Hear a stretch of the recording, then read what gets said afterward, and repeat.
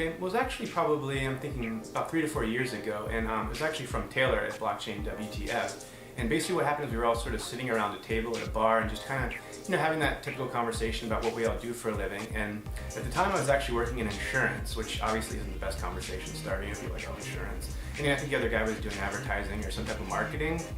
We get over to Taylor, and Taylor's like, well, I mine Bitcoin. Mind you, this is probably like 4 years ago, so we all just kind of give him a look like, okay.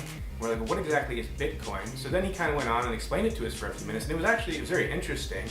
But of course we were all a little bit skeptical. It's like, is this guy trying to harvest monopoly money? Like, what exactly is going on here?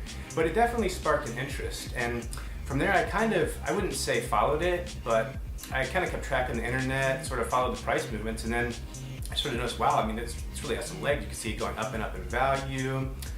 And you could also start to see, people talking about it at work and things like that. So I think that was the first time that I was really introduced to it.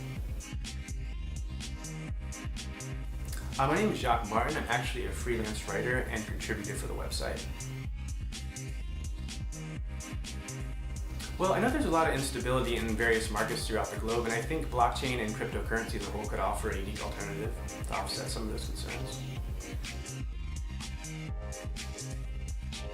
Well, there's a lot of factors that will play into that. I think it's going to ultimately become fairly mainstream, but I think it still has a long way to go. I think it kind of needs its Windows moment. I think it needs a technology that can bridge the gap to people that aren't as tech savvy and ultimately make it mainstream. I think once we start to go, like when you go to your barbecue, you go visit your family in the Midwest or wherever you might live, and your 50-year-old aunt and uncle are starting to talk about blockchain, I think that's when you'll know that you've really kind of made it, got to where it needs to be.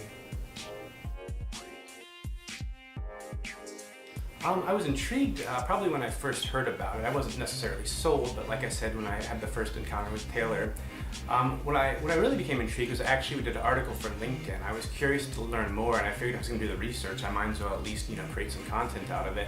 I really started to learn a lot about the technology, and I really think it could be something as far as the decentralization aspect and a lot of the alternative and problems it solves as far as monetary concerns. I saw this viable alternative at that point.